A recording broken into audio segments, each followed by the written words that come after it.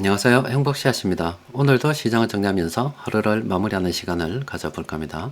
오늘 우리 시장은 코스피도 코스닥도 하락 마감했습니다. 코스피는 0.09%, 그리고 코스닥은 0.79% 하락 마감했습니다. 어제 같은 경우는 지난 6일간의 긴 연휴를 마치고 미처 이 연휴 휴정에도 깨어나기도 전에 시장이 폭락하면서 한 방 크게 얻어맞았습니다. 그런데 오늘도 시장이 하락하긴 했습니다만은 수급을 들여다보면은 그 연휴 이전 있죠. 그 상황으로 복귀를 한 것을 볼 수가 있습니다. 세력들도 정신을 조금 차리는 것 같아요. 일단 수급을 좀 더 자세하게 들여다보면 중형주 연휴 이전에 세력들도 계속 매집을 했잖아요. 오늘 들어왔고, 그리고 운수 장비도 계속 들어왔었죠. 이제 오늘 들어왔고, 그리고 의약품 유통업 이쪽도 연휴 이전에 계속 들어왔었잖아요. 오늘 들어왔습니다. 그러니까 시장에는 불안한 요인들이 굉장히 많이 있어요. 그런데 어제 고용 관련 뉴스를 쭉 보면 좋지 않은, 앞으로도 좋지 않겠다, 이런 뉴스가 나옴에 따라서 지금 유가도 또 폭락을 하고 있고, 그러면은 지금 경기 침체 우려가 점점 커지고 있는 상황인데 사실 좋지 않은 겁니다. 그런데 경기 침체에 초점을 맞추기보다는 지금 긴축이 너무나 투자자들 속을 끓고 있기 때문에 저는 경기 침체가 좀 더 부각이 된다 그러면은 긴축에 대한 속도도 좀 늦어질 수도 있겠다. 잘하면은 11월 달에 연준 위원들은 여전히 매파적인 발언을 하고 있지만 금리 인상 안 할 수도 있겠다. 이런 투자 심리가 새록 살아나고 있는 중입니다. 그래도 아직 시장에 불안한 요인이 너무너무나 많이 있기 때문에 유동성 관리 잘 하시면서 그 형편되는 대로 계속 물량을 모아가는 게 좋습니다.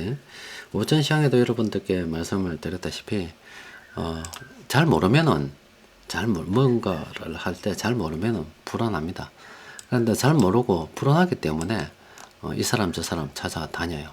근데 이 사람은 이런 이야기하고 저 사람은 저런 이야기를 합니다. 그러면 이 사람 이야기도 맞는 것 같고 이 사람 이야기도 맞는 것 같아요.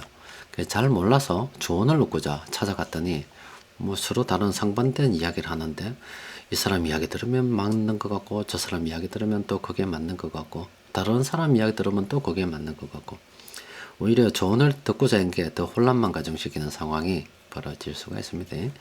그런데 투자라고 하는 것은 자기 나름대로 어떤 주관을 좀 가지고 있어야 되는 거예요.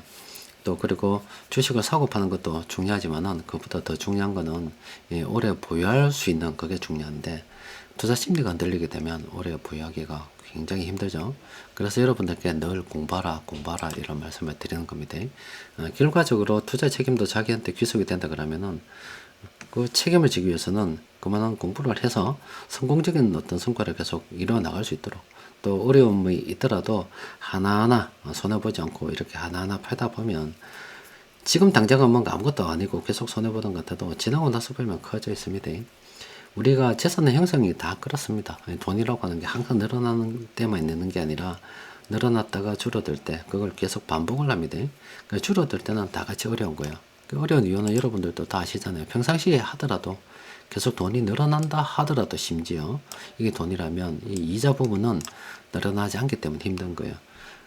부족하기 때문에 항상 힘든 거예요. 그런데 이렇게 돈이 늘어났다가 줄어드는 상황이 되면 그렇지 않아도 이 줄어드는 돈 때문에 힘든데 또 이자 계속 부담은 점점 더 커지잖아요. 그러니까 돈이 줄어드는 시기에는 점점 더 힘듭니다. 그런데 이런 과정을 거치면서 어떨 때는 좀 줄어들었다가 어떨 때 늘어났다가 또 지나고 나서 보면 또 전체적으로 늘어났다가 돈 가치가 떨어지고 자산 가치가 오르고 이런 식으로 자꾸 올라가게 되는 겁니다. 그 순간순간이 어려운 거지 그 순간순간만 잘 극복해내면 또 좋은 성과를 낼 수 있습니다. 또 그리고 그 과정에 흔들리지 않고 들고 가려 그러면은 공부를 해야 되는 겁니다. 자, 일단 수급이 복귀했다는 이야기입니다. 자, 시장 수급을 좀 더 자세하게 들여다보면은 세력들이 오늘 공통적으로 매집한 종목이 15개 종목이 있습니다. 좀 들여다보도록 합시다. 일단 CJ 대한통운 상승 추세 평범입니다. 다 괜찮죠? 그간 이렇게 분할 매수 신호도 제법 많이 나왔고 뭔가 좀 괜찮을 것 같죠? 수급을 들여다보면 수급도 괜찮습니다. 외국인들은 계속 팔고 있습니다만은 지금 이 연기금 쪽으로는 벌써 1분기 지금 3개월째 돈이 들어오고 있고요. 투신도 들어오고 있습니다. 또 그리고 보험도 들어오고 있죠. 그리고 외국인들도 조금씩 들어오고 있습니다. 주가 선도 비중이 제일 큰 게 외국인이기 때문에 외국인이 입성하게 되면 이제 이 종목 바닥을 찍고 올라갈 수 있겠다. 그런 수급적 희망을 가질 수가 있겠죠. 이 종목은 긍정적으로 검토를 해볼 만합니다. 또 그리고 기아는 여러분들께 말씀드렸죠. 이 종목 수급 괜찮습니다. 현대도 마찬가지입니다. 그 외국인들이 계속 물량을 늘리고 있는 모습 보이죠. 또 그리고 수급 상당히 좋지 않습니까? 그죠?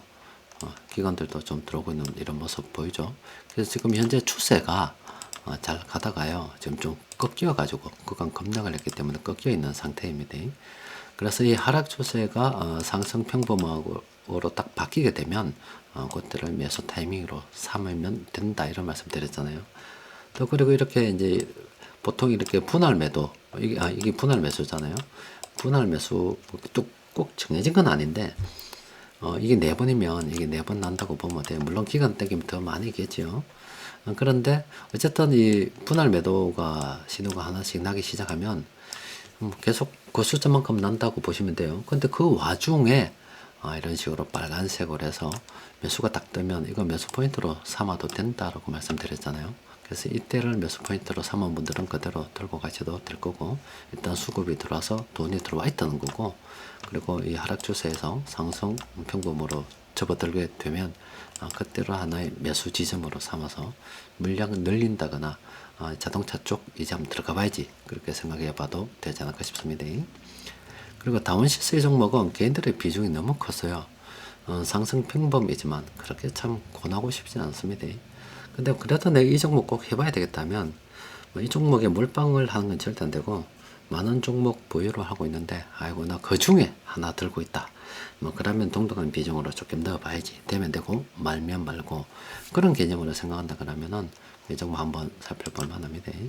그리고 삼성바이오로직스는 오늘 세력들이 매수하긴 했습니다. 어제도 좀 들어온 것 같은데 아직은 추세는 하락 추세이기 때문에 좀 더 기다려야 됩니다. 서울반도체도 마찬가지입니다. 기다려야 됩니다. 자, 원익 IPS 같은 경우는 세력들이 들어와 있죠. 이게 회복 구간이잖아요. 이 회복 구간 쫙 찍어서 그간 주가가 이렇게 쭉 하다가 이제 방향이 바뀌었죠. 요 지점을 해서. 그러면 이때부터 세력들이 이 방향을, 추세를 전환시키기 위해서 노력을 했다는 거예요. 그리고 이게 들어와 있다는 겁니다. 그러면은 이 종목 좀 더 다 보면은 외국인들은 이때부터 들어왔습니다. 이때부터 작년 한말부터 시작해서 조금씩 들어왔고요. 외국인들 들어오니까 이렇게 추세가 좀 바뀌네요. 그죠? 그리고 수급을 좀 들여다 보면은 일단은 세력들이 금융투자도 들어오고 다 괜찮네요. 그죠?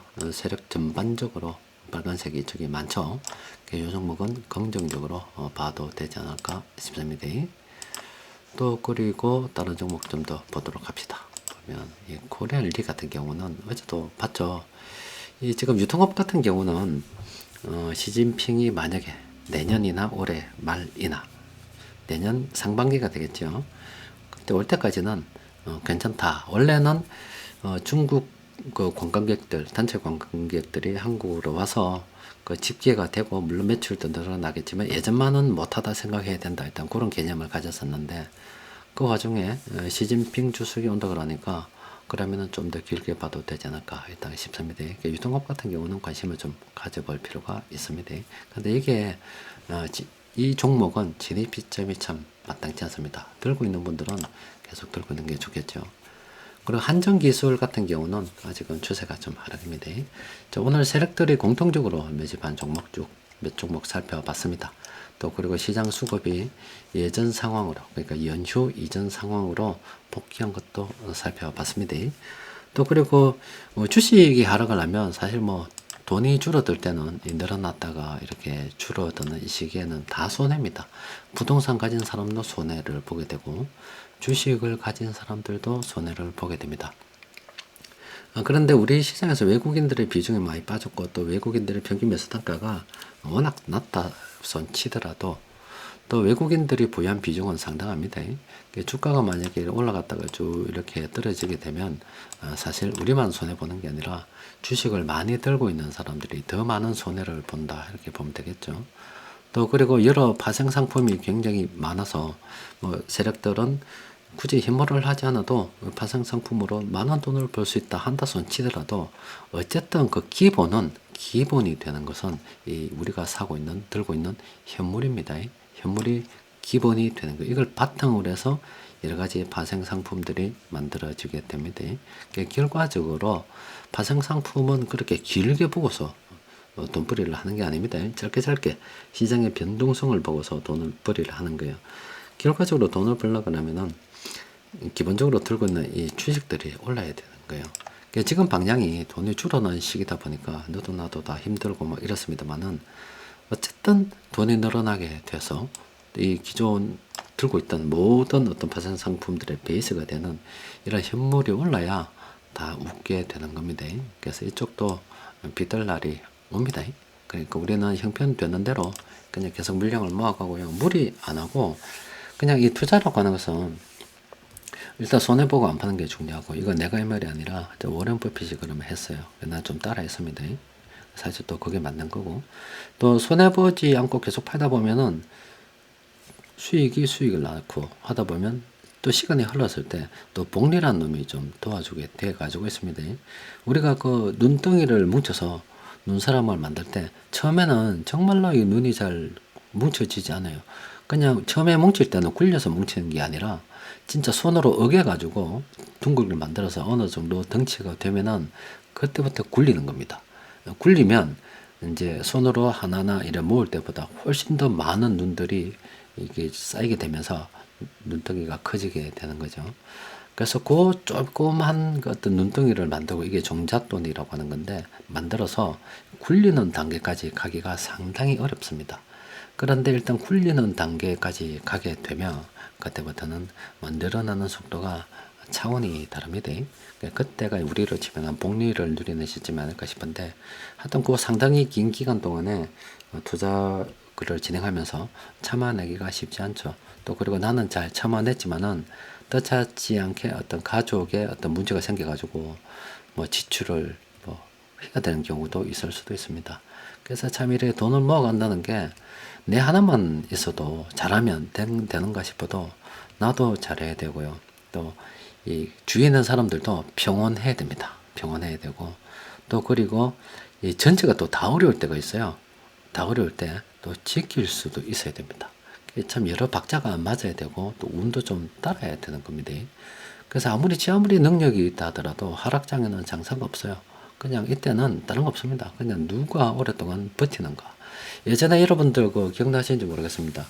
저기 2008년도 반도체 치킨 게임 할 때, 그때 참 설마 했습니다.